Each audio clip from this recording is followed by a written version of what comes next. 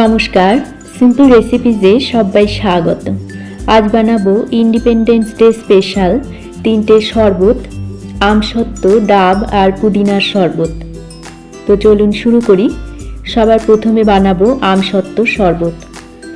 আমসত্ত্বর শরবত বানানোর জন্য নিয়েছি কিছুটা আমসত্ত্ব, ছোট টুকরো করে কেটে নিয়েছি। চিনি নিয়েছি 3 টেবিল স্পুন, ভাজা মশলা 1.5 টেবিল স্পুন, গোটা জিরে, শুকনো লঙ্কা ড্রাই রোস্ট করে গুঁড়ো করে নিয়েছি, স্বাদ মতো লবণ, 1 টেবিল স্পুন পাতিলেবুর রস। এবারে ব্লেন্ডারে সব কিছু দিয়ে দেব। আমসত্ত্ব, চিনি, লবণ, পাতিলেবুর রস, ভাজা মশলা, 1 কাপ জল দিয়ে দিলাম। ঢাকা বন্ধ করে ভালো করে ব্লেন্ড করে নেব।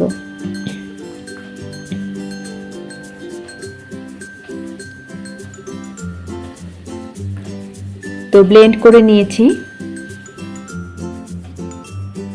একটা গ্লাসে সার্ভ করে দিলাম। তো আমাদের আমসত্ত্বর শরবত একদম তৈরি। এবার তৈরি করব ডাবের শরবত। তার জন্য নিয়েছি কচি ডাব, মিছরি 3 টেবিল স্পুন, ডাবের জল 1 কাপ, হাফ টিস্পুন গোলাপ জল। এবারে সব কিছু ব্লেন্ডারে দিয়ে দেব। ডাবের শাঁস, ডাবের জল, মিছরি, গোলাপ জল, ঢাকা বন্ধ করে ভালো করে ব্লেন্ড করে নেব।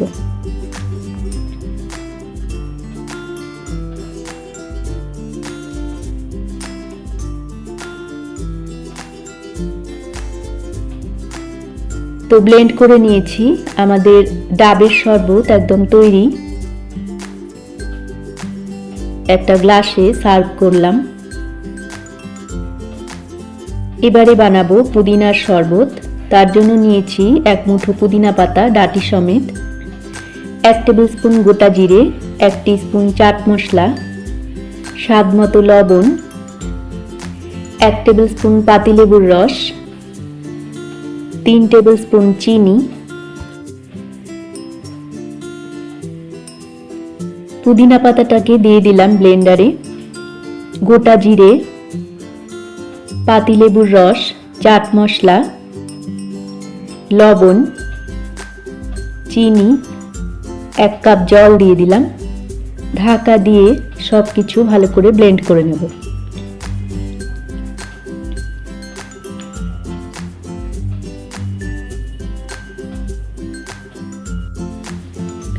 তো পুদিনার শরবতটাকে ভালো করে ব্লেন্ড করে নিয়েছি। এবারে একটা বাটিতে একটা পরিষ্কার কাপড় নিয়ে নিলাম।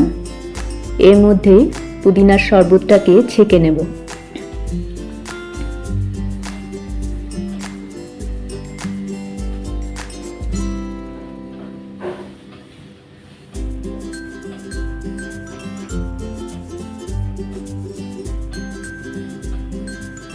শরবতটাকে ছেঁকে নিলাম।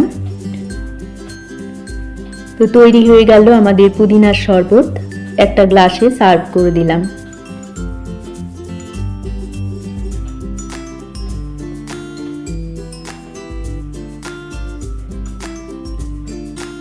তো ইন্ডিপেন্ডেন্স ডে স্পেশাল আমাদের আমসত্ত্বর শরবত, ডাবের শরবত, পুদিনা পাতার শরবত একদম তৈরি।